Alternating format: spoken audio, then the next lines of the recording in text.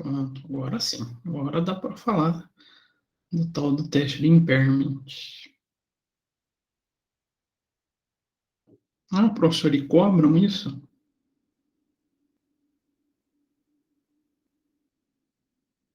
Sempre cobram, tanto no exame de suficiência, e eu estava olhando as provas de qualificação técnica, cobraram tanto para perito quanto para auditor também. Teve uma questãozinha dessa. Então, o que é esse dito teste de recuperabilidade? Para a gente, brasileiro, né, a gente já tem um nome diferente do tradicional. Nós chamamos de redução a valor recuperável. Então, a redução do valor recuperável de ativos é uma alteração que veio tanto na 11.638 quanto o CPC 01. Boa noite, Daniel. E define a metodologia a ser aplicada para verificar se uma companhia possui ativos de longo prazo que sejam contabilizados com valor que possam ser recuperado, seja através do seu uso, seja através da sua venda. Então, isso quer dizer que a gente acaba utilizando duas possibilidades de valor, né? Uma chamada de valor em uso, lembram da aula passada? E o outro é o valor justo. Então, o que a gente consegue através da sua venda. E da onde sai o CPC 01? Ela é a tradução e a adequação, porque ela não é pleno, não é a tradução simples do IAS 36, emitido pelo IASB. E ele tem o objetivo de verificar na empresa a existência de ativos desvalorizados.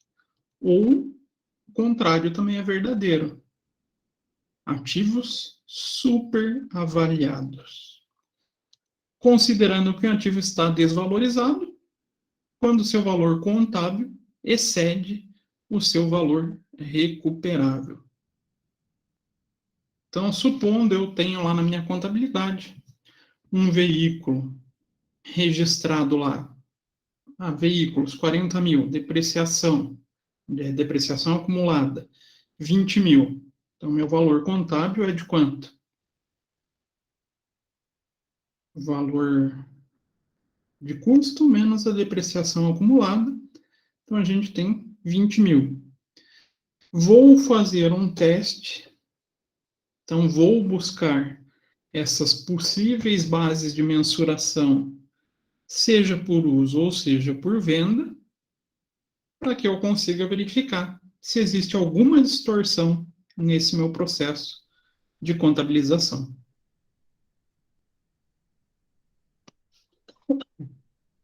Professor, e por que chama redução? Teoricamente, a gente só pode reduzir os valores de ativo. Isso no Brasil. Justo, será? Será que não? O que vocês acham?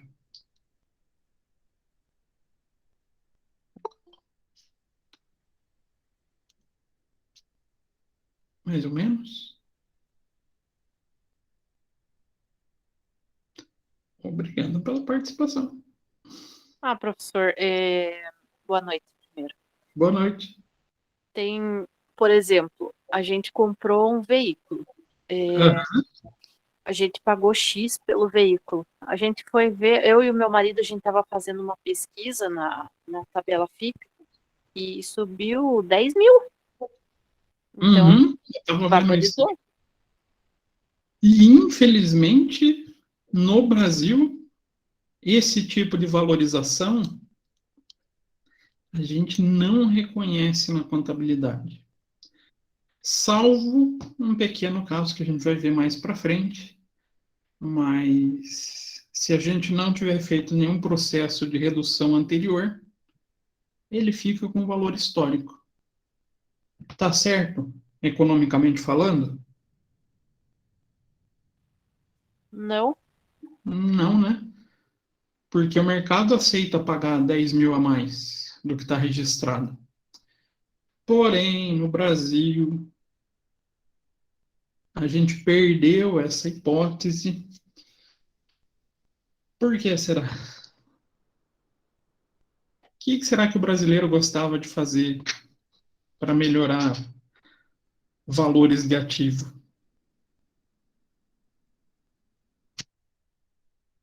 Ele fazia esse processo. Antigamente a gente chamava de reavaliação. Era até mais difícil de ser feito, porque precisava de pelo menos laudo de 3 peritos. Olha como era mais complexo. Para você poder reavaliar o seu bem, mas você podia aumentar. Mas existia muito ativo fictício. Isso fez com que a legislação viesse e restringisse a gente apenas a fazer esse ajuste para valores abaixo. Então a gente tem um processo bem restrito, devido um pouco à malandragem do brasileiro, né? Então a gente só acaba desvalorizando um ativo. Professor, fora do Brasil pode valorizar? Pode. Triste isso, né? Mas é a realidade. Fora do Brasil pode, no Brasil não.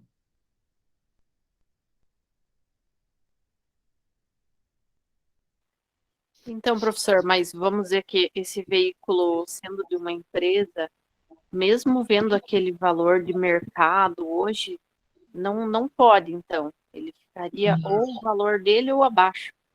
Uhum, exatamente. Nossa, que legal.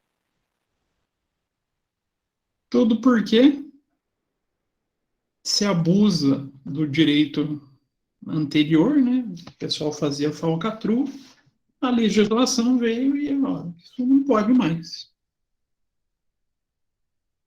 É uma maneira, vamos falar assim, no meu ponto de vista, errada, né? Já porque eu não vou conseguir representar a realidade econômica de. Resumindo, somos uma piada, professor.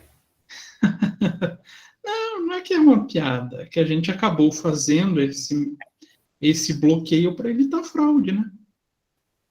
É, não, mas é isso da valorização do carro aí é verdade mesmo. Meus compadres tinham um Jeep Renegade, compraram por um valor X e agora eles venderam com quase 20 mil a mais porque, né, não tem peça, não sei o quê, Uhum. Não tem carro novo no mercado, né? Eu não estava tem olhando carro assim. novo. Para eles daí teve um retorno, né?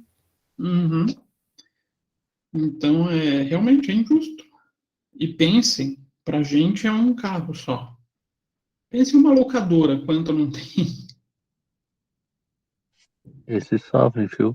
O meu eu comprei há 3 meses, ele já valorizou, talvez TPCA. É uma situação atípica também que a gente está vivendo, né? Então, mas isso, felizmente, no Brasil restringiram, porque o pessoal fazia isso de má fé antigamente. E até prejudicou quem fazia de maneira legal. Então, fazia seguindo todos os procedimentos bonitinho, os processos de reavaliação. O imóvel tá a mesma coisa, no caso, porque o metro quadrado em Curitiba dobrou o preço também, né? Uhum. E imóvel a gente sente muito isso. Se a gente pega escrituras de 3, 4 anos atrás, o valor era bem menor. Aí você vai fazer o registro hoje, vai registrar muitas vezes com o mesmo valor, só que a gente percebe isso na tributação, né? A tributação acaba dando uma diferença bem significativa. Até um exemplo de empresa que fazia isso de maneira. É claro que eu já trago a LL de volta, né? Mas a LL faz isso de maneira muito efetiva. Por quê? Por incrível que pareça, a Ruma continua com o mesmo processo. A, a LL ela nunca comprou locomotiva zero. ela sempre pegou locomotiva usada dos Estados Unidos, porque é muito mais barato. Chegava aqui em Curitiba, o pessoal aqui da manutenção sempre foi muito bom, desde a rede ferroviária, e eles reformavam inteira, deixando ela praticamente nova. Então, todas as locomotivas que vocês veem rodando por aí já tem um longo histórico de uso. E com toda a reforma, ela valorizou. E até 2007 podia ser feito, o pessoal fazia esse processo de reavaliação. Hoje é só para fins operacionais mesmo, só para poder rodar, porque contabilmente não tem a valorização. É um erro, né? Fazer o quê? Então, quem é o objeto de alcance desse teste de recuperabilidade?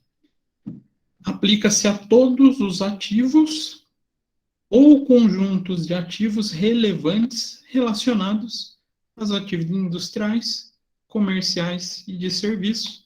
Então, pode ser tanto o imobilizado quanto o intangível. Qualquer ativo, então, pode ser objeto de um processo de redução a valor recuperável ou aplicação do teste de recuperabilidade. E aplica-se também a ativos que são registrados pelo valor reavaliado. Hoje em dia a gente quase não encontra mais. As reavaliações praticamente todas já foram amortizadas, porque já se passaram 13 anos da aplicação dessa lei, né? Então, já as empresas já acabaram optando por amortizar. Mas, caso tivesse, também segue o mesmo critério de todo outro ativo que a gente tem na empresa.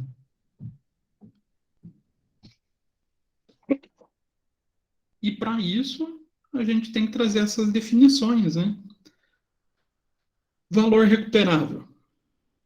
Se a gente viu na aula passada, né? O que é o valor recuperável?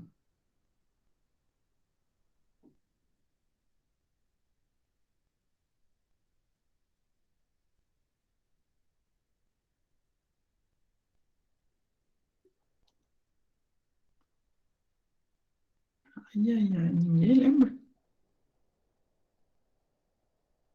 Valor em uso, vocês lembram?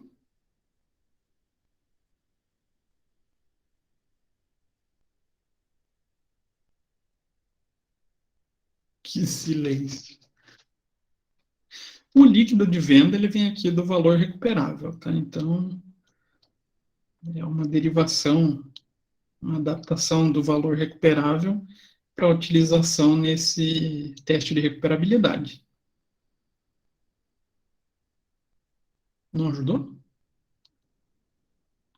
Valor recuperável. Mais ou menos, professor. Valor recuperável remete ao quê? Pode falar, Narda. É o valor...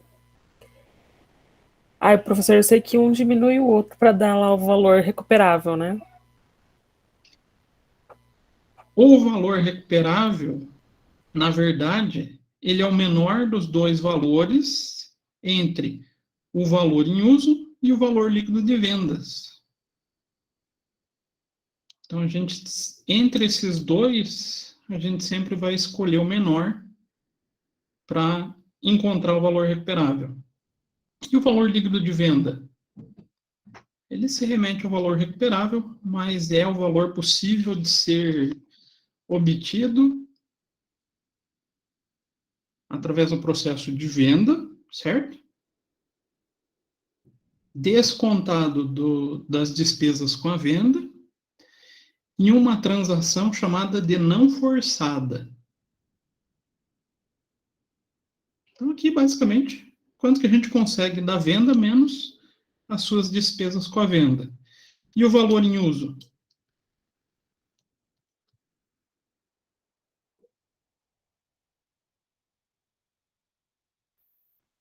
Seria tipo o valor que ele tem hoje no mercado? Não, esse daqui é o potencial gerador de caixa. Lembra que eu falei para vocês? Quanto de caixa um ativo vai ter durante a sua vida só que trazido a valores atuais. Então, eu tenho um avião, por exemplo. Quanto que eu vou conseguir gerar de receita com a utilização desse avião até o final da vida útil desse avião? Então, supondo eu vou usar o avião por 5 anos, eu espero conseguir 2 milhões de reais. Vou pegar esses 2 milhões de reais, mês a mês, vou trazer a valor presente. Que até a gente utiliza aquela fórmula, como que é mesmo?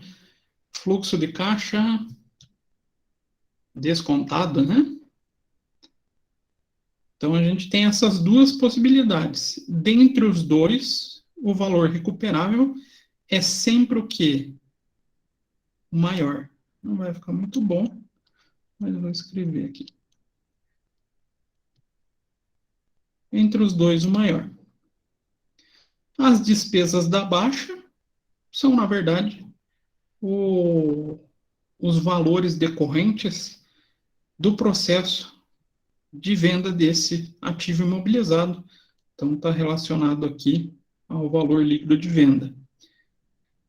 Perda por desvalorização. O que é isso? Ah, é o conceito de depreciação?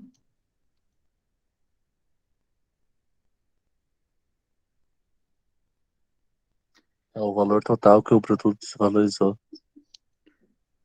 Mas desvalorizou em que processo? Que a gente pode ter dois tipos de desvalorização. Eu acho que não, professor. Acho que é mais na questão de ação do tempo, né? Ou não? Isso é a depreciação. Ah, isso é a depreciação, entendi. Isso, desgaste pelo uso no decorrer do tempo é a depreciação. Agora, a desvalorização é um desgaste de modo, vamos falar assim, artificial, de modo econômico. Ah, quando que acontece esse tipo de coisa? Vamos supor que a gente tenha um computador com determinado processador. Sai um modelo novo de processador. O que acontece com esses processadores mais antigos? Mesma coisa que o PlayStation. Desvaloriza. Desvaloriza. Ah, outro exemplo, bom para enxergar, um iPhone. Toda vez que lança um modelo novo, o que acontece com os anteriores? Perde valor, desvaloriza. Pode ser que eu nunca tenha tirado ele da caixa. Na verdade, às vezes até na loja. Ele não saiu da loja. Mas, só pelo fato de ter um modelo mais novo, o antigo já desvaloriza. Então, a gente tem que tomar cuidado na depreciação e na desvalorização. A desvalorização ela vai estar muito mais relacionada a esse valor recuperável. É o que pode gerar a diferença relativa a esse valor contábil. Como assim, professor? O valor contábil é o valor de custo menos a depreciação, não é? Teoricamente, vai ser o valor já líquido desse desgaste pelo uso. Mas se algo acontecer de imprevisto, pode ser que meu valor contábil não reflita a realidade econômica do bem. É o que vai gerar esse processo de redução ao valor recuperável. Geralmente, por um ato de desvalorização. Ah, professor, mas eu não vi erro nenhum no processo de... Erro não. Eu não vi mudança nenhuma no processo de desvalorização do meu bem. Ele sempre continua o mesmo patamar de preço. Pode ser que isso ocorra por um erro de critério adotado na depreciação. O ajuste a valor recuperável, ele também pode corrigir falhas de julgamento na depreciação, amortização ou exaustão. Na verdade, a maioria dos casos acontece isso. A maioria. Nossa, professora, é um pouquinho complicado de entender esses negócios aí. É que aqui são vários conceitinhos juntos, né? Aqui a gente está trazendo CPC 01 e CPC 27 junto. Então ele se torna com elementos assim um pouco complexos. Esses daqui a gente vê lá no CPC 27, né? Esses daqui a gente vê no 01, no 0, no 0 não, acho que no 37. No 30 e alguma coisa que já tá, foi revisado o valor recuperável. O valor recuperável não, o valor em uso. A gente vai ter o valor depreciável, amortizável ou exaurível. O que é isso mesmo? E esses daqui também são figuras do CPC 27. O valor depreciável é quanto que eu espero de redução ou de, vamos falar mesmo o termo desvalorização. Então, aqui é a desvalorização. Nossa, que horrível. Pelo tempo. Pela utilização na vida útil do bem. Quanto que eu espero ter de valor depreciável? Lembrando, aqui a gente encontra através de uma fórmula que utiliza essa figura do valor residual.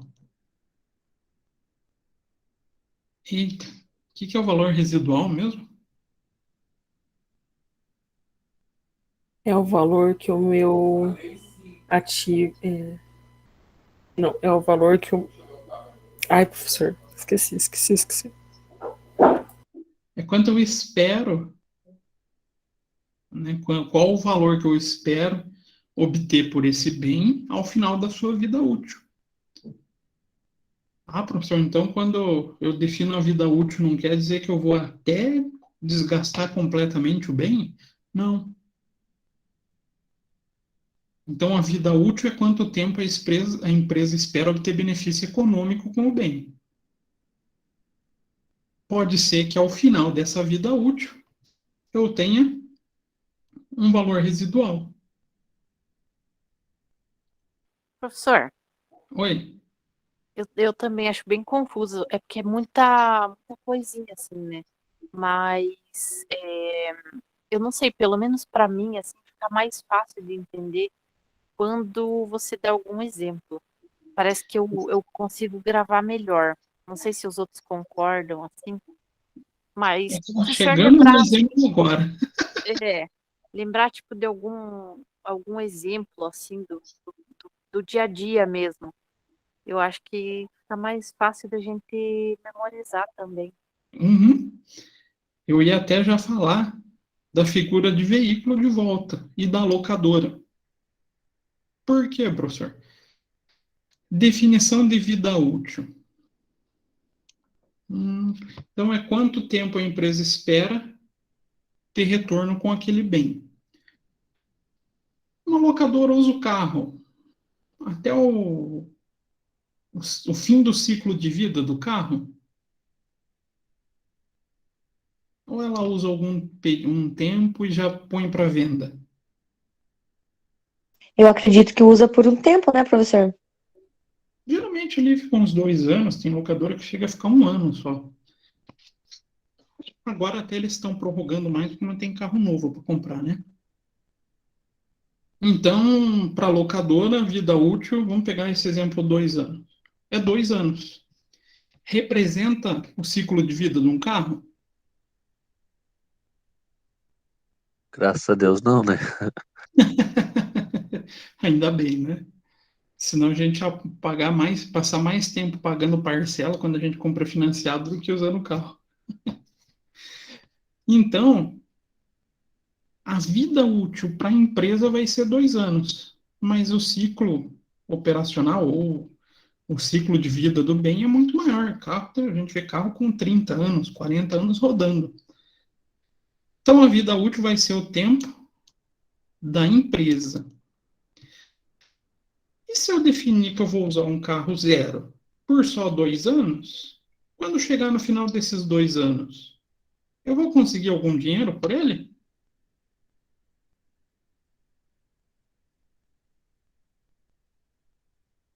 Sim. Sim, né? Tem até. Vamos ver se a gente buscar na internet, a gente acha.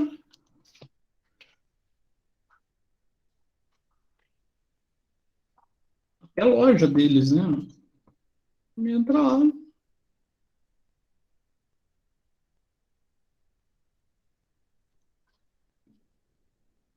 Vai ter lá, por exemplo, um Polo por 62 mil.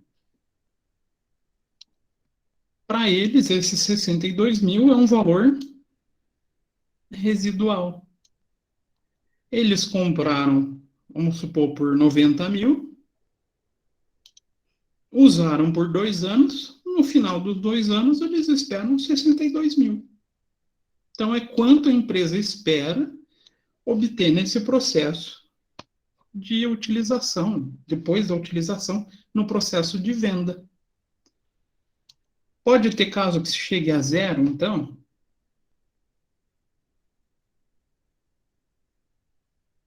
Pode, né?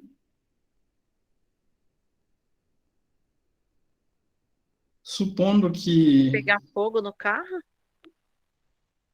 o processo é um pouquinho diferente, que daí envolve uma perda. Mas supondo que a empresa tem uma máquina lá que ela vai usar até o fim da vida útil dela. Aí o valor vai ser zero. O valor residual vai ser zero. Então pode ser que exista bens com valor residual e bens que não tenham definição de valor residual. Então, com base nesse valor residual é que a gente consegue determinar quanto que ele vai depreciar durante a sua vida. Então, vamos pegar esse exemplo que eu falei do carro. Eu compro a 90, vou vender a 62, quanto que eu vou ter que representar de depreciação no período, que ao final desses 2 anos eu tenha 62 de valor contábil? 14 cada ano? 14 cada ano, 28 tudo? Exatamente isso. Ao longo dos 2 anos, ele vai ter que perder 28 mil de valor, né? Então, esse é o valor depreciável. Aí é que entra a figura do valor recuperável. Pode ser que eu errei na minha estimativa desse processo de depreciação. E o meu bem ou fique superavaliado ou subavaliado. Aí vem o CPC 01 falando, olha, vamos corrigir esse processo de desvalorização ou de desgaste do seu bem. Não sei se deu para compreender melhor. A gente ainda vai pôr número nisso tudo, acho que vai ficar mais tranquilo ainda. E esse é um conceito que faz um pouquinho de confusão. Unidade geradora de caixa. Alguns ativos são chamados unidades geradoras de caixa.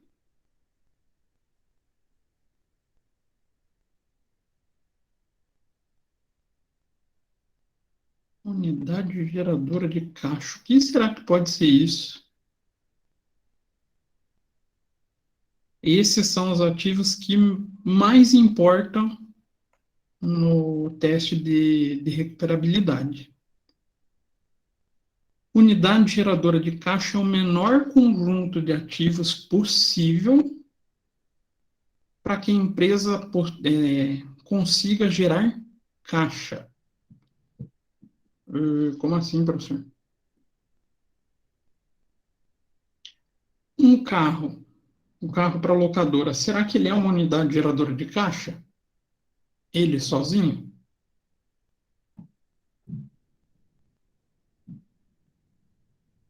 Sim. Perfeito. Com o carro só, somente ele, eu vou ter poder já de alugar e conseguir receita. Mas vai ter alguns determinados processos ou algumas determinadas atividades onde eu só vou conseguir gerar caixa com um conjunto de ativos. É uma pena que a gente não está em sala de aula. Eu gosto de usar a sala de aula como exemplo. Em uma sala de aula, a gente tem mais que um ativo imobilizado lá? Vários. Várias cadeiras, várias mesas, mesa do professor, quadro. Algumas têm retroprojetor, algumas não, né? Tem até uns professores que estão bem depreciados já. Então, Brincadeirinha, professor. esse conjunto, quando estão unidos, eles têm capacidade de gerar caixa, não tem? Com a prestação de serviço da aula. Se eu separar eles, não tem mais possibilidade de gerar caixa. Então, aqui, para a gente pensar na unidade geradora de caixa, menor conjunto de ativos com capacidade de gerar caixa. Professor, mas e aqueles ativos que não geram caixa? Como que eu trato eles? Eu chamo de ativo corporativo. Esses dois têm mais slide ali na frente para a gente conversar. O ativo corporativo são aqueles ativos que não possuem geração de caixa. E quais são as exigências para que a gente faça a mensuração do valor recuperável? Então, nem sempre é necessário determinar valor líquido de venda de um ativo e o seu valor em uso. Verdade isso? Será que pode existir casos onde eu decida somente pelo valor líquido de venda ou somente pelo seu valor em uso? Sim. Sempre quando eu tiver dificuldade, uma dificuldade muito grande em levantar algum dos dois valores, eu faço opção por um único dos critérios. Geralmente, quem a gente abandona é esse cara aqui, tá? E geralmente a gente tem dificuldade de levantar fluxo de caixa futuro, principalmente em cenários de incerteza. Então, muitas vezes a gente não usa o valor em uso. E pode ser possível determinar o valor líquido de venda, mesmo que o ativo não seja negociado em um mercado ativo. Eu até esqueci de falar aqui. O que é um mercado ativo? Não é mercado de ativo, é mercado ativo.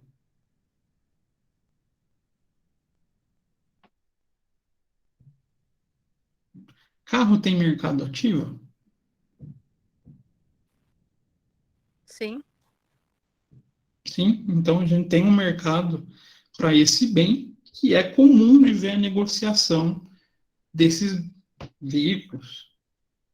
Agora, se eu fosse pensar em uma turbina da usina de Itaipu, tem mercado ativo para isso? É fácil de encontrar gente negociando turbina da usina de Itaipu? Não. Não. Já não é mais um mercado ativo. Então, mercado ativo são esses mercados onde a gente vê a negociação frequente, a negociação comum desses determinados bens. Então, pode ser possível determinar um valor líquido de venda, mesmo que o ativo não seja negociado no mercado ativo. Professor, mas daí ele, se não tem a ver com o valor contábil, então eu posso ganhar ou perder? Como assim, Narda? Porque o professor falou que daí ele não tem a ver ali com o valor do residual, né? Não, não é que não tem a ver com o valor residual. Todo bem vai ter o seu Ah, valor residual. ah, Até isso aqui ajuda a entender. Mesmo que não exista um mercado para negociar uma, uma turbina da usina de Itaipu, eu tenho outros métodos para determinar um valor líquido de venda. Eita, professor, mas qual que é? Valor de reposição. Quanto eu gastaria para colocar um ativo, não vou falar idêntico, mas semelhante em mesmas condições, no lugar daquele que eu tenho?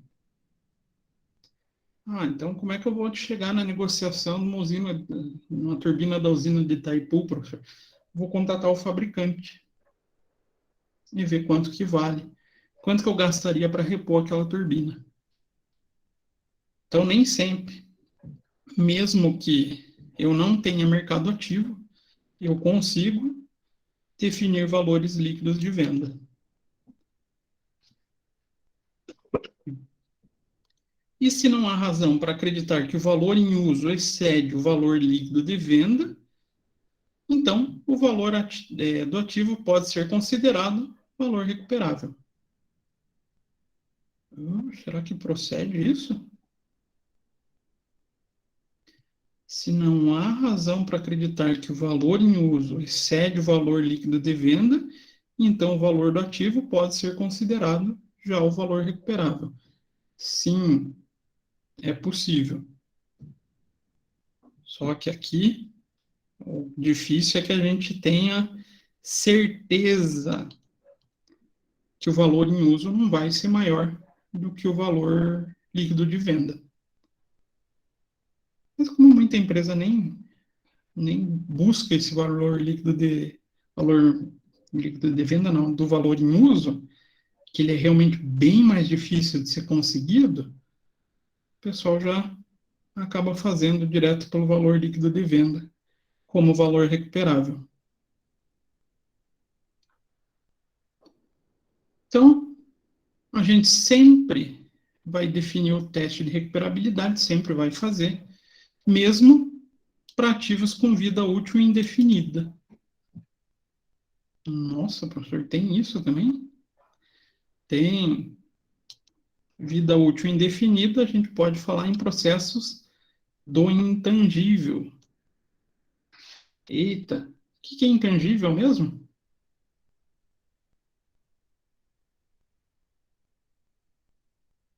O imobilizado é um ativo tangível. Intangível não dá para tocar. O intangível não tem corporeidade, né? Ah, então, que exemplo a gente poderia trazer de ativo intangível? Software? Facebook, Software. Facebook, você diz o software, a marca, a marca. e pode ser os dois, na verdade, o software também. Nenhum dos dois. Marcas e patentes também, né, professor? Sim, marcas e patentes. Mas, por exemplo, ativos que tenham intangível com vida útil indefinida. Ou a própria marca. Ah, tem alguma marca que vocês conhecem que já dura muitos e muitos tempos e que tenha um grande valor de mercado? Coca-Cola. Microsoft. A Coca-Cola é bem mais antiga, né? Coca-Cola já está. McDonald's também é bem antigo. São ativos que não têm definição de vida útil. Essas marcas não vão desaparecer. Mesmo assim, elas devem passar pelo processo de recuperação ou de mensuração ao valor recuperável.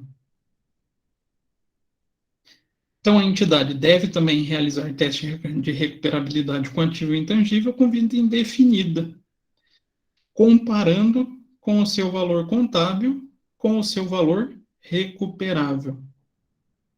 ainda que não haja indícios de desvalorização do referido ativo. Aqui se torna um processo ultra mega difícil de ser feito. Por quê? Definição do valor recuperável desse tipo de ativo é muito complexo de ser feito. Geralmente exige profissional especialista nessa área. Ah, professor, então, nem sempre é o contador que define valor recuperável? Não. Na maioria das vezes, não é a gente que define. Menos mal, né? Então, quem pode falar valor em uso ou valor líquido de venda são pessoas que detenham um forte conhecimento sobre aquele determinado bem. Então, vamos pensar numa máquina da fábrica. Será que a gente, como contador, ou um engenheiro que está lá na fábrica que tem condições ou tem mais propriedade para definir valor em uso e valor recuperável? Quem conhece mais do bem? Vai ser um engenheiro. Então, a gente vai coletar essas informações com o pessoal que tenha domínio sobre o bem. Isso dá um certo alívio, né? Então, esses itens aqui não é a gente que faz a definição, na grande maioria dos casos.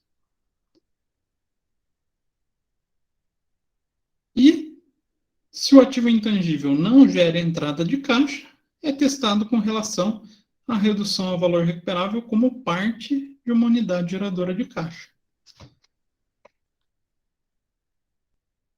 Eita, me confundiu aqui.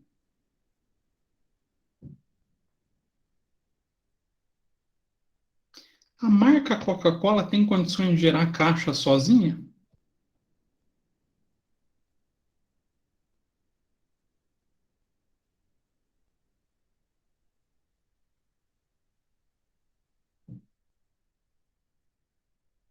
Acho que sim, né, professor? Não estou me dando certo disso. Eu acho que não, porque dela precisa da gente, né? Refrigerante, né? Precisa do produto. Então, aqui, entra justamente nesse critério. A marca Coca-Cola sozinha, ela vale muito. Mas sem um produto, ninguém vai comprar. Não vai gerar dinheiro. Então, ela sempre vai estar sendo vinculada a uma unidade geradora de caixa. O que é unidade geradora de caixa mesmo? Esqueci.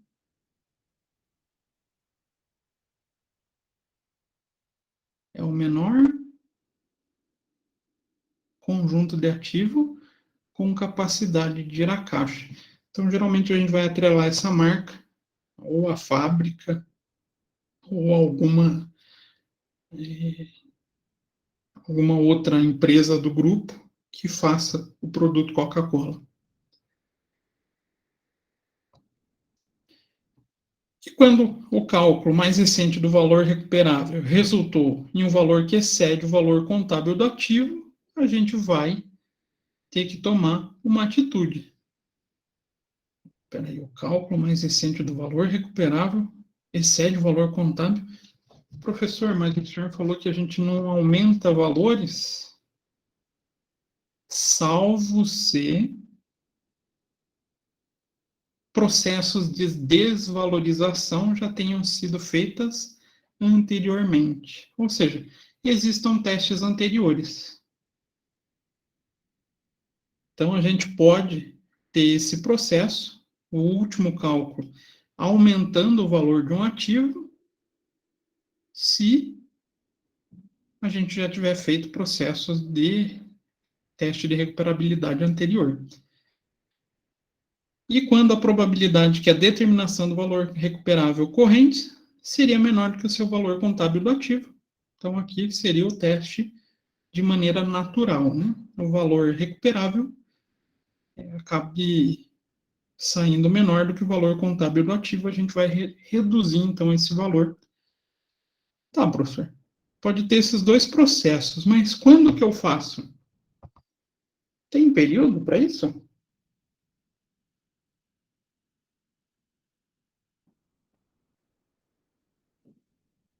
Será que tem período? Quantas vezes eu faço isso? Quando eu faço isso?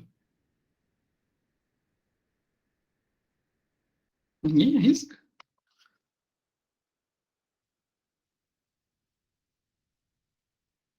Sempre, no mínimo, uma vez a cada exercício, no fechamento do exercício, podendo ser feito mais vezes quando houver indício de desvalorização significativa do bem.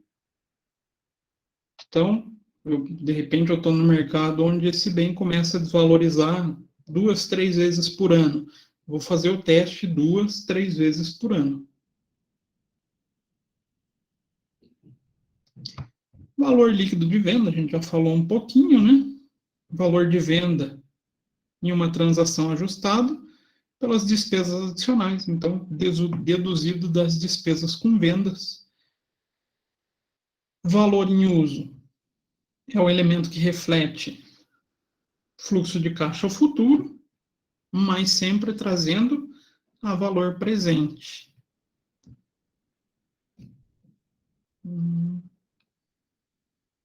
Esse daqui é um problema para trazer valor presente. Isso que gera dúvida em muito contador. Que taxa que eu uso para trazer o valor presente? CPC define alguma? Vocês acham que sim? Vocês acham que não?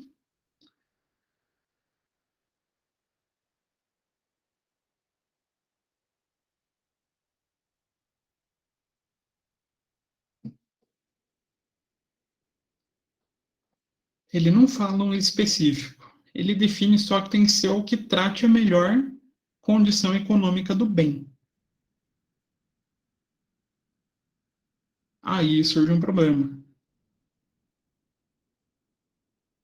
Qual taxa de desconto que eu tenho que vai justificar ou que vai representar a desvalorização de um bem? Ou a realidade econômica de um bem? É muito subjetivo, fica a critério de escolha dos contadores. Aí sim vem o contador. Professor, tem alguma que seja preferida dos contadores? Sim.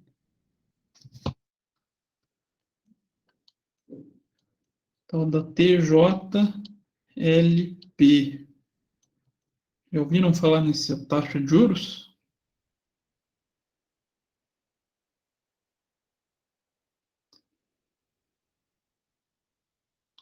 É a taxa de juros de longo prazo. É a preferidinha dos contadores. A gente usa muitos processos, a gente adota a TJLP para trazer fluxos de caixa futuro ao valor presente. E como é que a gente pode reconhecer ou fazer a mensuração de uma perda por desvalorização? Quais são as exigências? Se o valor recuperável do ativo for menor do que seu valor contábil. O valor contábil do ativo vai ser reduzido ao seu valor recuperável. Então, essa redução representa uma perda por desvalorização. Até a gente chama a conta contábil de perda por ajuste ao valor recuperável. Vai ser reconhecida direto em uma conta de resultado, então vai ser uma despesa. E quando a perda é reconhecida, a despesa de depreciação vai sempre ter que ser ajustada para períodos futuros. Então, todo aquele processo de definição de valor recuperável, valor depreciável, valor recuperável não, valor depreciável, a vida útil,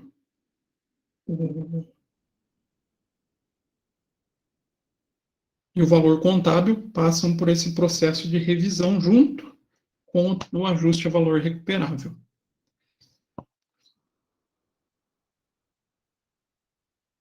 Aí, falando da unidade geradora de caixa, quais são as exigências que a gente tem para identificar esse dito unidade geradora de caixa?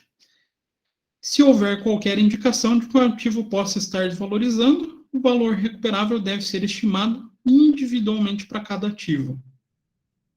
Então, tenho lá as minhas cadeiras, as minhas mesas lá na sala de aula. Aquele vai ser considerado uma unidade geradora de caixa. Se houver um indicativo que algum desses itens tem uma desvalorização muito alta, a gente faz o processo de maneira isolada. Se não houver, faço pelo conjunto de ativo, pela unidade geradora de caixa. Então, se não for possível estimar o valor recuperável de cada ativo, a entidade deve determinar o valor recuperável da unidade geradora de caixa de qual ativo pertence. E o valor de cada ativo não pode ser determinado se o valor do ativo em uso não puder ser estimado como tendo o valor próximo do seu valor líquido de venda. E o ativo gerar entradas de caixa que não são, em grande parte, independentes das provenientes dos outros ativos. Não consigo identificar quem é que produz essa entrada de caixa, faço análise da unidade geradora de caixa como um todo. Um monte de critériozinho para definições, né? O cálculo, vocês vão ver que não é difícil. Valor recuperável, valor contábil de uma unidade geradora de caixa é o valor mais alto entre o valor líquido de venda e o valor em uso. Aqui está o primeiro segredo. Valor recuperável sempre vai ser, dentre o valor líquido de venda e o valor em uso, o maior. E aí a gente vem aqui, utiliza esse segundo critério. Se o valor recuperável for menor do que o valor contábil, a gente faz a desvalorização. Dentro do CPC, o que mais importa é essas duas linhas. Então, o valor contábil de uma unidade geradora de caixa deverá ser determinada com base consistente com a forma pelo qual o valor recuperável da unidade geradora de caixa é determinado. Por que tem que ser consistente? Ele não pode gerar dúvidas nesse processo de avaliação. Lembrando que, além de reconhecer no balanço, a gente tem que colocar em nota explicativa. A partir do momento que a gente coloca em nota explicativa, aquilo ali tem que ser auditável, né? Tem que ser uma fonte confirmável. Tem que ser um processo testável. Então, tem que ter consistência na determinação desse valor. Então, esse exemplo acaba incluindo o valor contábil apenas dos ativos que podem ser atribuíveis diretamente à unidade geradora de caixa e deve incluir ágio ou deságio gerado e relativo aos ativos em decorrido a uma aquisição ou subscrição. Professor, o que é esse negócio de ágio ou deságio? O que é isso? Ágio ou deságio, né?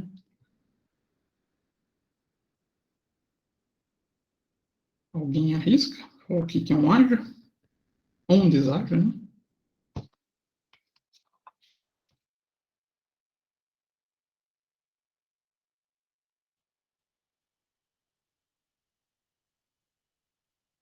Ágio é quando a gente aceita pagar um pouco a mais do que um valor, do que um bem realmente vale. Geralmente, a gente, quando vai falar de investimentos, a gente até chama de ágio na expectativa de rentabilidade futura. Então, a gente espera que aquele bem vá ter uma valorização ou vá gerar uma receita futura que me justifique pagar mais. Então, se eu tiver ágio, quando tiver esse processo feito em unidade geradora de caixa, eu vou considerar ele, assim como o deságio, conseguir pagar muito menos do que o bem vale. Deságio, vou considerar para efeitos de composição do meu ativo. E não inclui valor contábil de qualquer passivo reconhecido. Então, independente se a gente tenha algum custo de empréstimo relacionado a esses ativos, a gente desconsidera, não entra nesse processo de mensuração. Então, o que é o ágio ou deságio? Quanto ágio é o montante adicional que se paga sobre o valor de uma mercadoria ou uma operação financeira. O deságio, quando a gente tem um produto que é adquirido abaixo do preço do mercado. Aqui é o que eu falei do ágio de expectativa de rentabilidade futura. Então, ágio por expectativa de rentabilidade futura tem na origem da aquisição de investimento.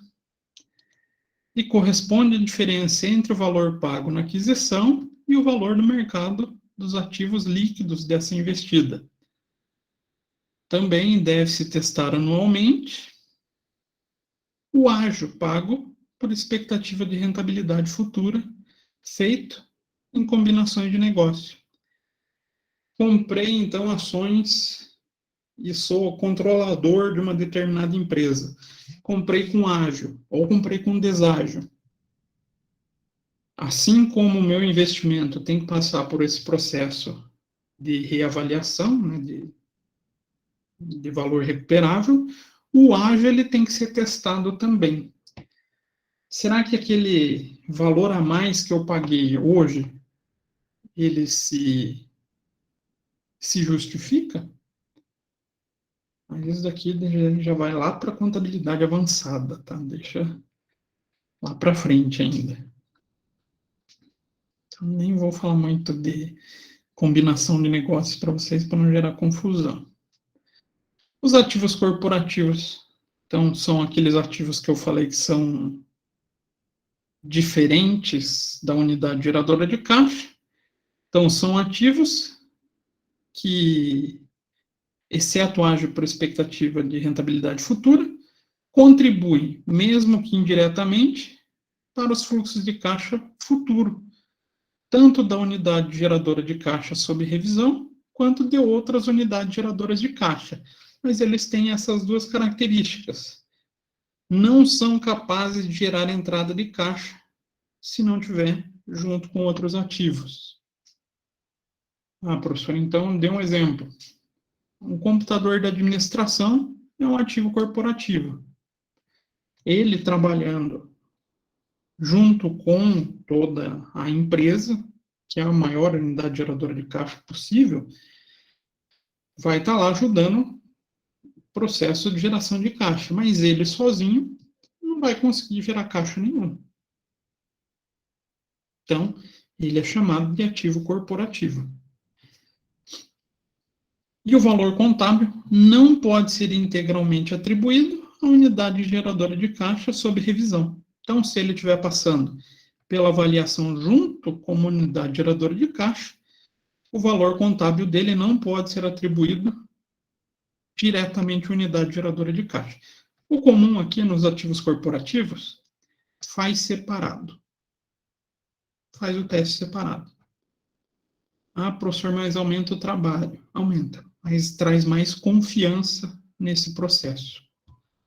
Então, a minha sugestão, ativos corporativos, é fazer o teste de recuperabilidade ou o ajuste de redução a valor recuperável separadamente dos ativos geradores de caixa.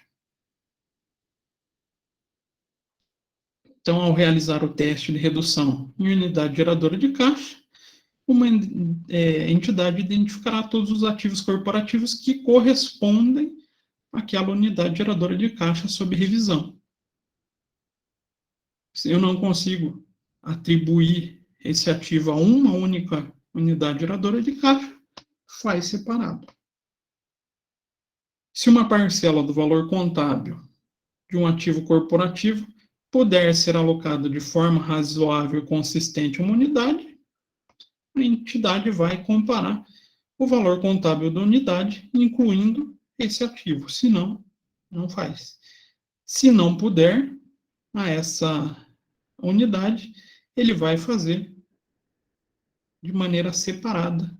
Então, vai trazer de maneira isolada dessa unidade geradora de caixa.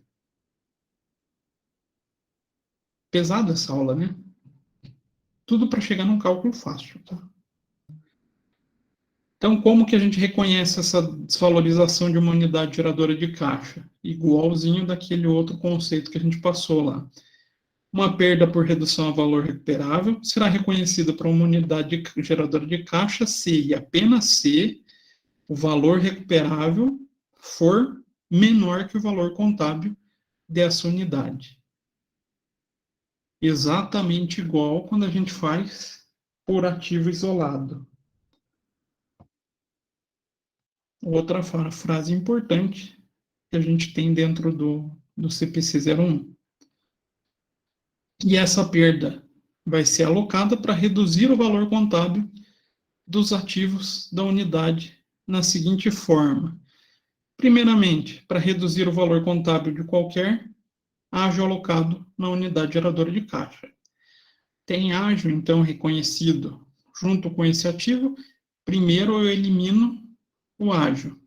Já fiz isso, então, a seguir os demais itens do ativo, proporcionalmente com base em cada ativo dessa unidade. Então, aí eu começo a desvalorizar os ativos dessa unidade geradora de caixa. Professor, é comum o pessoal fazer por unidade geradora de caixa?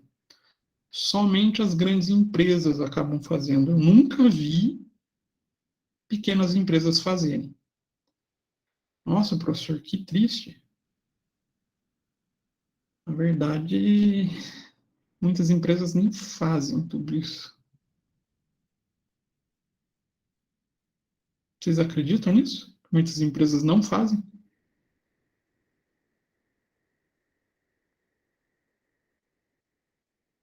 Ou já fiz todo mundo dormir?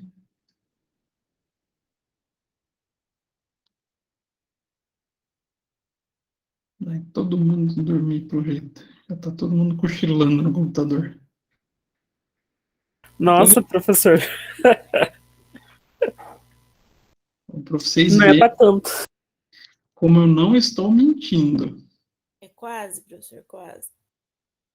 É que a parte teórica é denso, gente. Não tem muito o que eu fazer.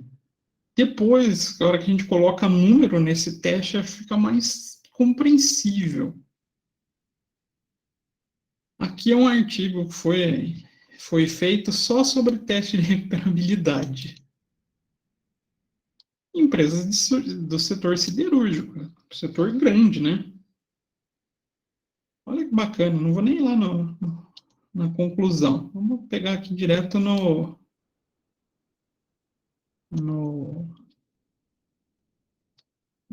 resumo.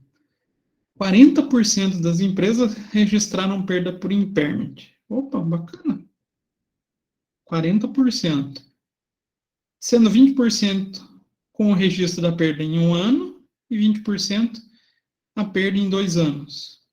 E em 91% dos anos investigados, as empresas não constataram seus ativos imobilizados estavam registrados por um valor superior ao valor recuperável. Aqui pode ter um probleminha de pesquisa. Esse 91% não necessariamente pode indicar que não acharam valor, pode indicar que não foi feito o teste. E aqui a gente consegue mais ou menos ter essa noção, que muitas das empresas acabam não registrando. Mas como ninguém vai chegar na nota explicativa e falar eu não fiz o teste de impairment, porque seria uma quebra de norma contábil, eu falo que fiz e não achei diferença.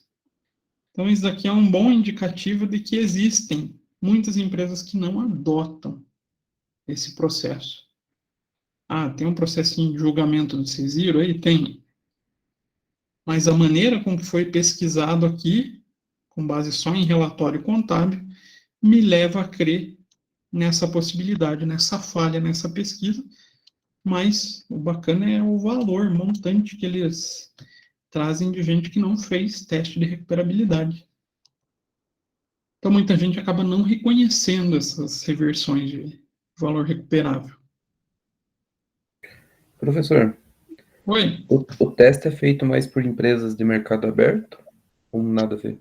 na verdade, deveriam todas fazerem. As de mercado aberto, elas estão mais sujeitas a cobrança sobre isso por causa das auditorias, né? Elas têm uma auditoria mais efetiva. Elas precisam do relatório da auditoria, né? Mas, teoricamente, são todas as empresas. Aí a gente vê, se a gente for para o mercado de capital fechado, né? Empresas limitadas, sociedade anônima de capital fechado, e todas as outras entidades jurídicas, a gente vê que muitas não fazem. Escritório, então, escritório isso é lenda. A gente só escuta falar, mas nunca faz. Porque muitas vezes a gente não tem nem o registro do ativo direito, né? Aí é um defeito do empresariado brasileiro e do controle dessas empresas. Mas fazendo isso pode diminuir o valor da empresa, né? Pode. Ah, então é por isso. Ou não? Às vezes o pessoal não tem nem não tem nem o conhecimento que precisa ser feito isso. A redução de valor da empresa ela é muito significativa principalmente para dois tipos de empresa. A empresa de capital aberto, já que diminuindo o valor de mercado, diminui o valor da ação dela, né? E as empresas que participam de licitação, essas também têm uma preocupação em não desvalorizar o seu ativo. O restante não tem muito essa preocupação. Aí é por falta de conhecimento ou falta até de informação para poder sustentar esse teste. Ah, professor, mas então só as pequenas que deixam de fazer? Não, às vezes a gente pega empresa que fatura 120, 150 milhões por ano, que é um valor razoável, que tem uma contabilidade interna e que não faz isso. É triste falar isso? É, mas é o que acontece, infelizmente. Até pelo grau de complexidade que é para conseguir essas informações, né? Não é um processinho assim tão simples. Alguns ativos é sossegado. Ah, vou fazer o teste para veículos, vou fazer o teste para imóveis.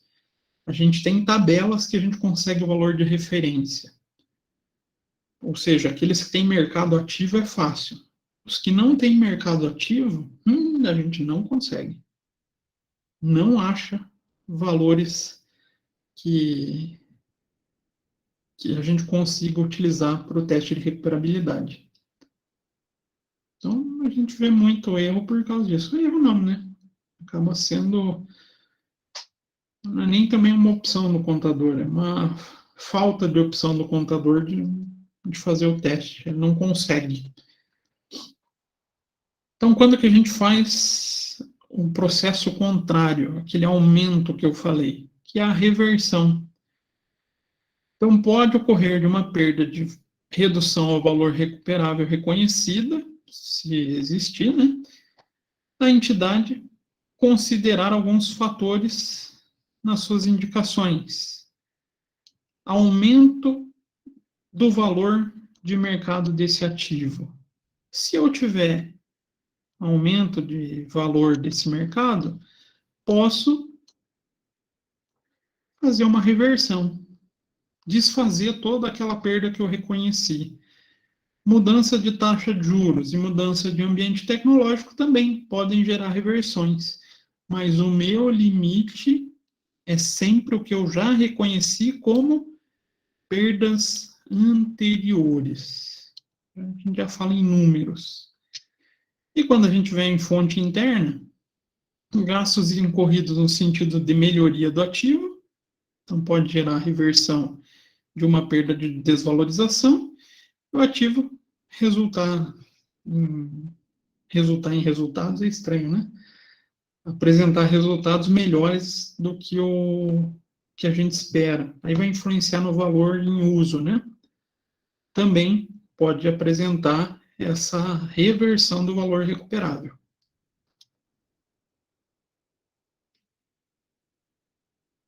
Aqui também, mesma ideia para um item, também para uma unidade geradora de caixa. Eu quero chegar nesse slidezinho. Então, ativo individual, que é a principal regra. A reversão deve ser reconhecida e jogada imediatamente no resultado do período. Se a minha reversão for em uma unidade geradora de caixa, a perda ou a reversão da perda deve ser reconhecida de maneira proporcional aos itens que participam da unidade geradora de caixa e vai ser reconhecida no período. E o ágio pago por expectativa de rentabilidade futura. Então, posso reconhecer a perda por desvalorização e jamais a gente reverte em período subsequente. Então, ágio, eu desfiz, esquece, eu não refaço o ágio. Já o ativo individual e a unidade geradora de caixa, se eu tiver indicativo que o valor dele melhorou, eu vou melhorar ele também. E a divulgação? O que a gente coloca em nota explicativa referente a todos esses processos? A entidade deve divulgar as seguintes informações para cada classe de ativo. Montante de perda por desvalorização reconhecida no resultado do período e a linha da demonstração do resultado, o qual essa perda foi reconhecida. Qual conta na demonstração de resultado que ela vai aparecer. O montante das reversões por perda desvalorização, por desvalorização reconhecida no período, e qual linha que essa conta também vai aparecer.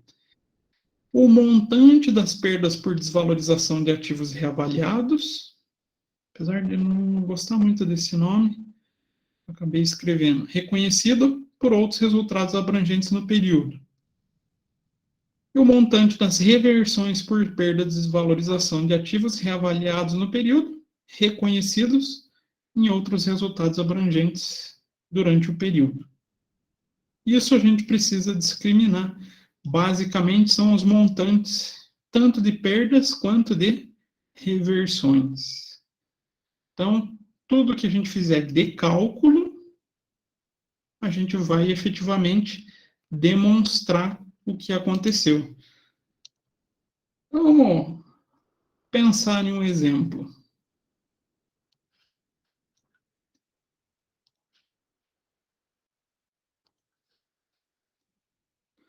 Então, está aqui o Excel. O que vocês querem pensar?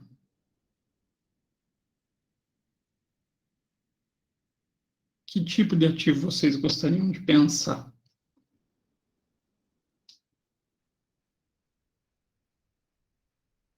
Ninguém vai me ajudar? Então, vou pensar sozinho. Tem um caminhão. Então, nosso ativo vai ser um caminhão. Durante o processo de aquisição, a gente chegou no valor de custo. 150 mil. O que é o valor de custo de um ativo mesmo?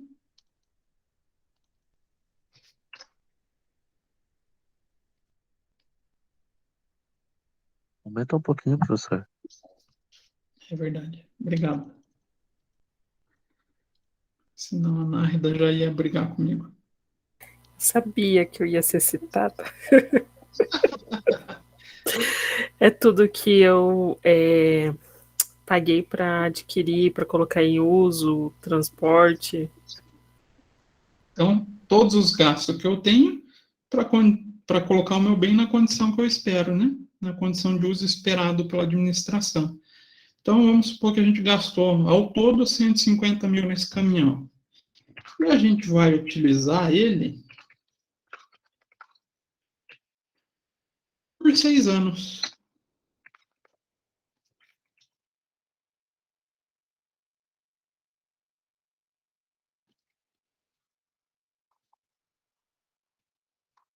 E lá no final desses 6 anos, a gente vai conseguir vender ele por um valor de 40 mil.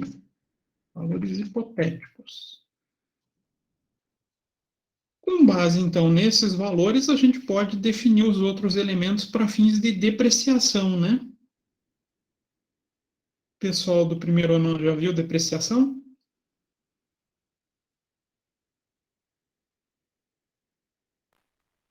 Não, não que eu me lembre. Então, pode ser que fique um pouquinho estranha essa ideia de depreciação.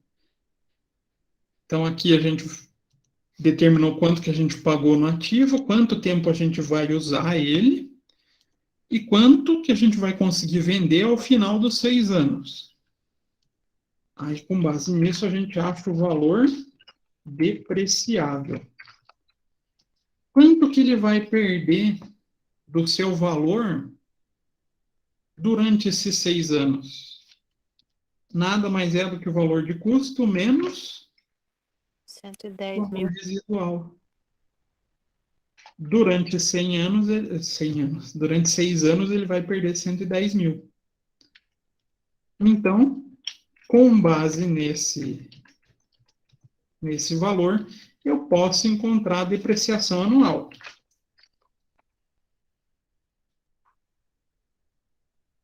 Quem lembra da fórmula? A fórmula linear, só para ficar mais fácil. Dividindo em 12 meses. Vou fazer o quê? A vida útil? Não, é na verdade o valor depreciável dividido pela vida útil. Se eu fizer isso, vai ser o quê? 110 mil dividido em 6 anos. Cada ano, esse bem vai perder, não, sempre acho que foi um zero a mais. Vai perder 18 mil do seu valor, certo? Agora divide por 12. Aí, para achar a depreciação mensal, o valor mensal,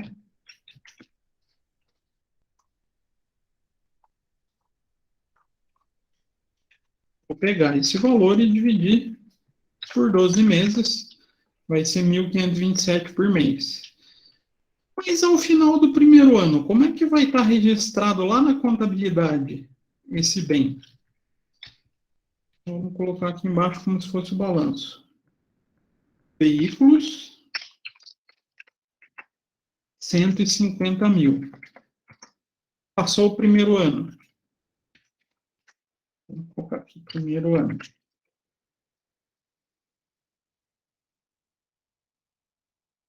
A depreciação acumulada vai ficar de quanto?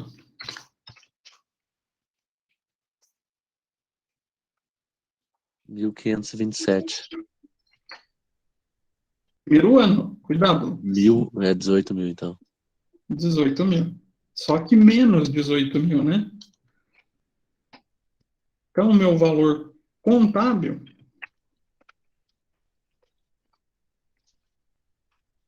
vai ser de quanto? 150 mil mais esse valor negativo. Ele está valendo, então, 131 mil. Perfeito. Vou fechar o meu balanço.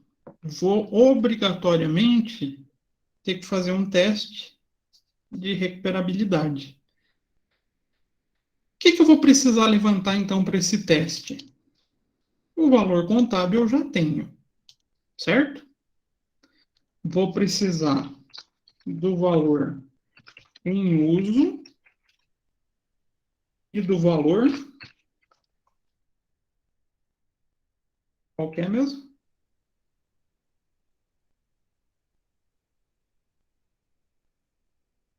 Recuperável? O Não. recuperável a gente vai escolher através desses dois. Valor líquido de De venda. venda. Valor líquido. Opa. Professor, mas podem trazer com outro nome? Podem. O valor líquido de venda aqui também pode ser chamado de valor justo. Ou, os mais metidos a falar inglês, o fair value. Então, a gente não teve condições, né? A gente não é especialista da área, a gente foi para o chefe de frota e perguntou quanto que ele consegue gerar de caixa. Então, vamos supor lá que ele falou que dá para gerar ainda... Professor, então esse valor líquido de venda é o mesmo valor justo? Isso.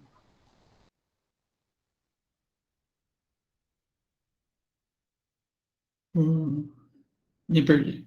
Me achei. Então, a gente foi lá e perguntou, fez um levantamento com quem é o especialista da área. Ele informou que o valor possível de geração de caixa desse bem, já vamos trazer o valor presente, vai ser de 100 mil.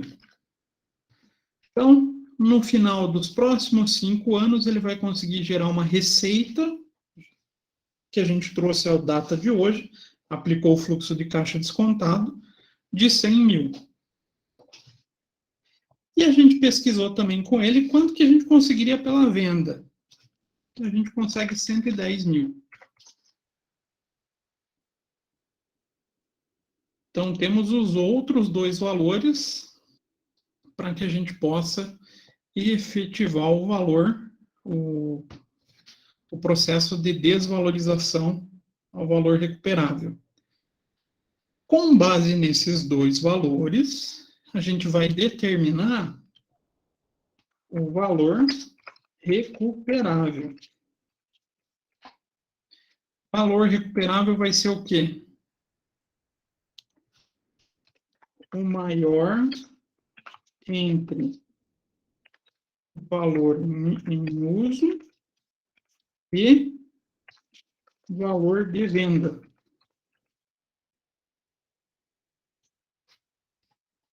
Sempre vai ser esse pensamento, professor? Sempre. Seja para um ativo isolado, seja para unidade geradora de caixa. Então, dos dois aqui, quem que eu vou utilizar? De venda? De venda? Por quê? Que não é maior? Sim. Então, dos dois, o maior. O valor recuperável vai ser de 110 mil. Professor, e esses valores aqui saem da onde? É sempre de alguém que tenha um forte conhecimento sobre determinado ativo imobilizado. Lembrando, tem alguns ativos que são fáceis. Vou fazer veículo, tem a tabela FIP. Vou fazer imóvel, tem o valor do Cresce, né, para metro quadrado de um imóvel numa determinada área. Mas vai ter aqueles ativos que são muito específicos. Então, em geral, a gente pede ajuda para quem tem o domínio técnico sobre aquele ativo. Professor, Oi? no caso, então, esse valor em uso não é o valor do veículo ali, no caso, né, do caminhão, mas sim o que ele me gera. Isso. Possíveis fluxos de caixa futuro. Então, esse vai ser sempre o valor em uso. Isso. Tá. Uhum. E o valor dele de venda seria esse que eu consigo olhar na tabela FIP, se for, por exemplo, um carro. Até o caminhão, né? O caminhão tem na FIP também. Então, vou olhar o caminhão na tabela FIP, no valor de venda eu consigo 110 mil. Então, essa é a principal diferença. Aqui a gente pensa fluxo de caixa futuro. Se eu continuar usando bem, quanto que eu vou gerar de receita? Mas lembrando, trazendo o valor presente. E o valor líquido de venda, aí é o valor negociado, né? líquido da despesa com as vendas em uma transação livre, ou também chamada de uma transação não forçada. Bacana, chegamos a esse valor recuperável. Agora basta comparar valor contábil e o valor recuperável. Tem método, professor? Não. Não tem. Eu, particularmente, utilizo uma fórmula. Como, professor? Vou pegar o valor contábil. O meu valor contábil é 131 mil. E o meu valor recuperável.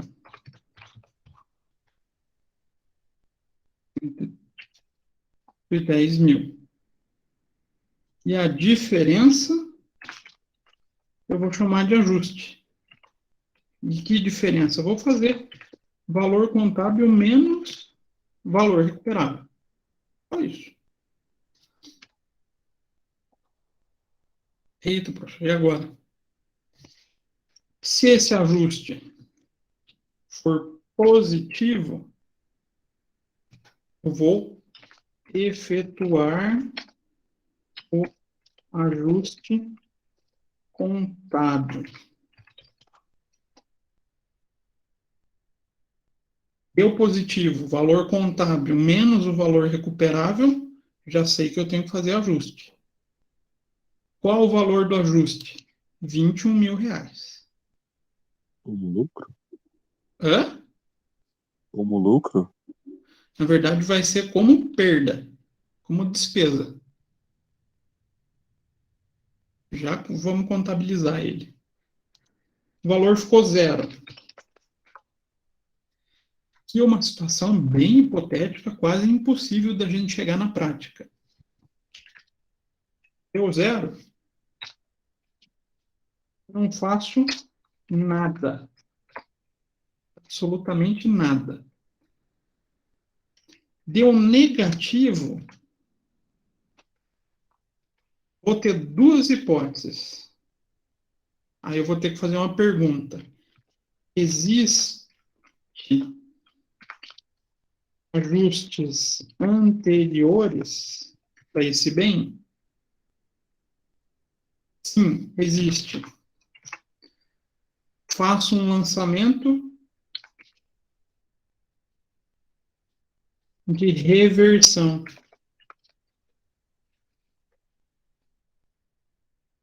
Então, todo ajuste que eu fiz anterior, eu vou lá e desfaço. E o outro caso, nunca foi feito, não faço nada.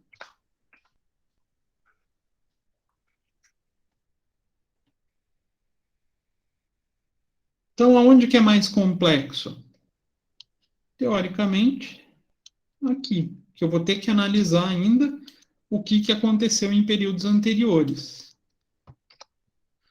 Mas, nesse caso, o ajuste deu positivo.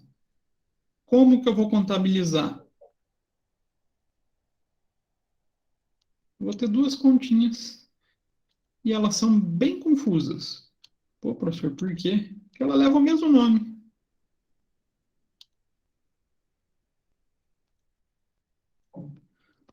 Então, duas continhas aqui.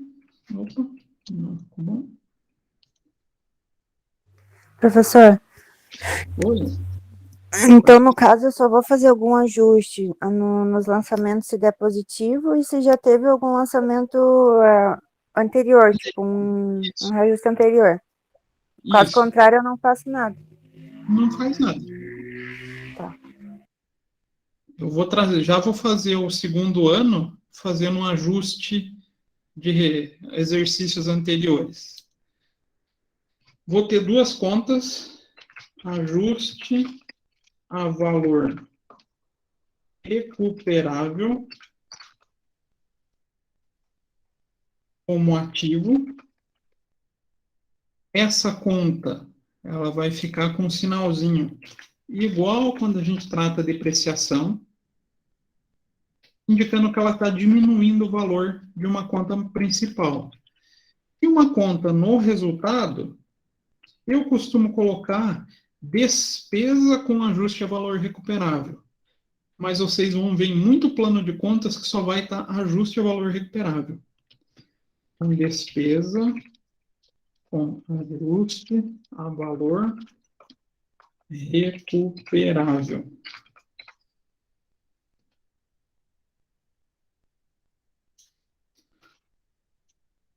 E eu vou contabilizar exatamente esse valor. Então, no meu ativo, ele vai entrar credor, diminuindo o meu valor do ativo, 21.666,67, e vou reconhecer como uma despesa, então diminuindo o meu lucro do período, 21.666,67. Então, vai aparecer lá no balanço uma continha que ficaria aqui embaixo.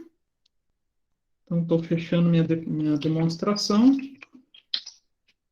Ajuste a valor recuperável.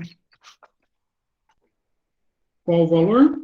Menos 21.666. Agora, se eu fizer essa diferença, esse menos o 18.000 menos o 21.000. Aqui deve errar. Tem que criar uma referência circular aqui, peraí.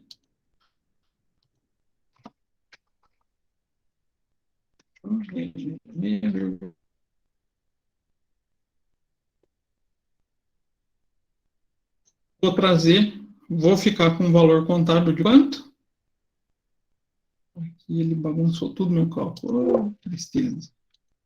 O que seria a referência circular ali que você falou? Que aquela setinha ultimamente está aparecendo para mim? Referência circular é que ele está usando em duas fórmulas valores de células semelhantes. Aí eu vou alterar uma, ele consequentemente vai alterar a segunda, que vai alterar a primeira de volta. Então chama de referência circular porque ele fica em um looping. Ele não consegue chegar no resultado porque ele altera uma célula que vai alterar uma segunda e vai alterar de volta essa primeira célula. E acaba alterando todos os dados daí. E fica daí bagunçado. Daí ele cria essa seta aqui para indicar quem que é referência circular. Professor, Oi? desculpa pela minha pergunta ignorante, né? Sabe quando eu abro a boca só sai porcaria. Mas já que não vai entrar dinheiro no caixa, então isso é um valor qualitativo? Ele não deixa de ser nem quantitativo nem qualitativo. Ele vai ter as duas características. A diferença é que ele é não desembolsável. Eu vou ter esse valor diminuindo o meu lucro? Vou. Mas eu vou ter que pagar esse valor? Não. Não sei se deu para compreender, né? Sim, uhum.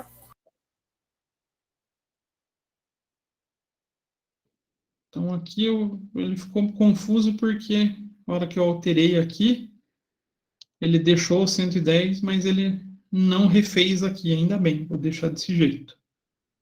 Então, o que ele acabou representando aqui, depois que eu fiz o meu ajuste?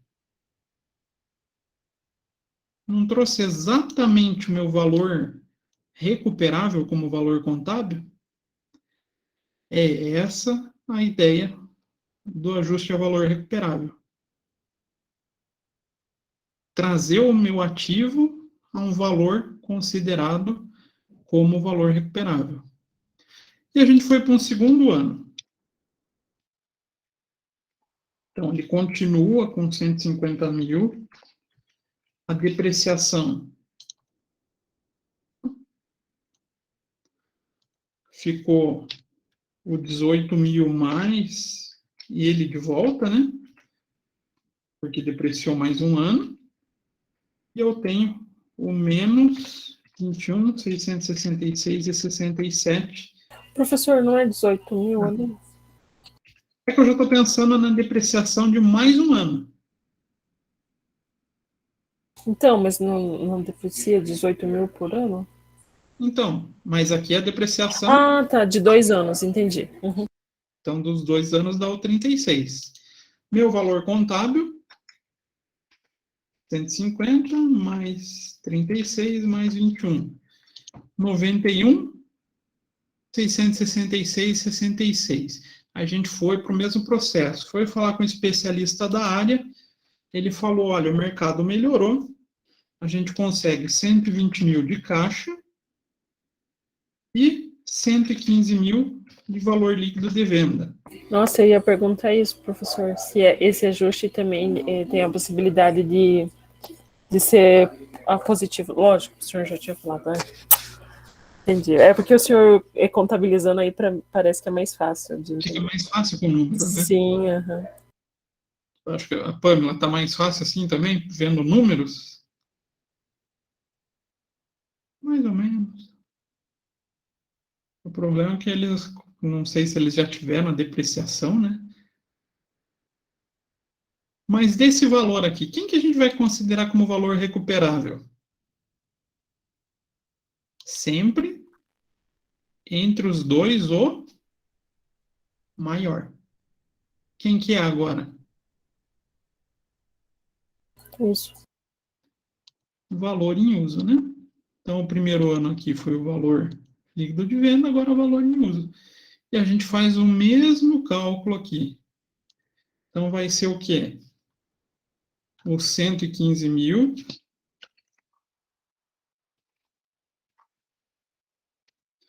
o meu valor recuperável, 120.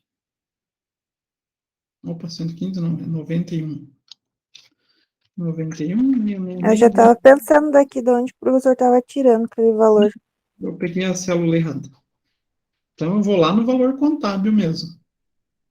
Então, meu valor recuperável, 120 mil. Vou fazer aquela subtração. 91 menos 120.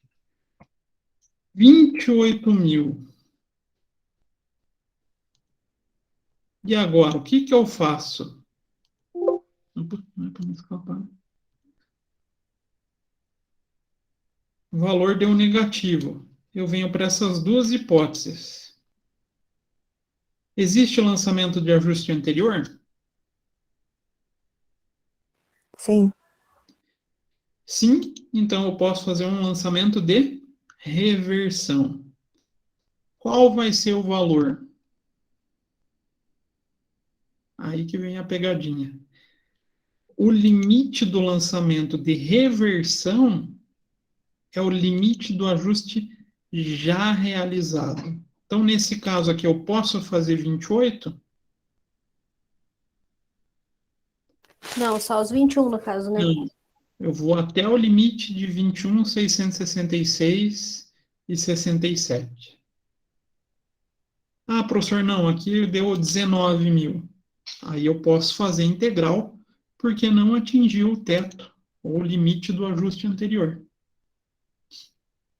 Aí a gente vai... Então, se ele der abaixo do valor que foi ajustado no ano anterior, eu posso fazer ele no total. Posso fazer integral, o valor cheio. Ah, deu abaixo, então faz todo o valor do ajuste. Igual aqui deu acima, deu 28 mil, e o ajuste anterior foi só de 21 mil, vou até esse limite. Que é efetivamente zerar essa conta aqui, né? Então, como é que ficaria o lançamento? Vou fazer o débito, revertendo o ajuste anterior,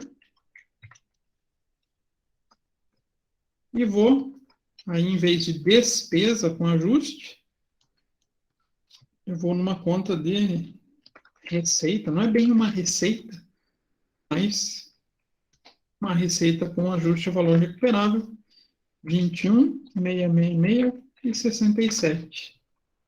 Então, posso vir aqui, esse valor pela conta que vai ficar zerada, né? Se eu zerar ele, Opa.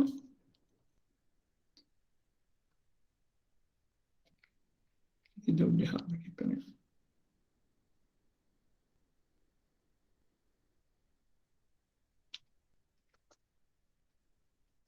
Fica com 103.333. Professor, por que não foi para os 120 mil? Tem a diferença ali dos 21 para os Isso. 28, é a diferença, né? Se eu chegar a 120 mil aqui, seria um processo de reavaliação do meu ativo. Eu vou estar avaliando ou aumentando o meu valor. Vamos arredondar aqui para 6 mil, 7 mil. O que daí é impedido pela Lei 6.404, pela 11.638, né? E pelo CPC 01. Então, aqui acaba ficando abaixo, porque a gente não fez integralmente. Ah, não, professor, eu consegui fazer integral. O valor aqui, o valor contábil, vai ficar idêntico ao valor recuperável que a gente determinou. Deu mais ou menos para ter uma noção? Sim. Querem exercício disso?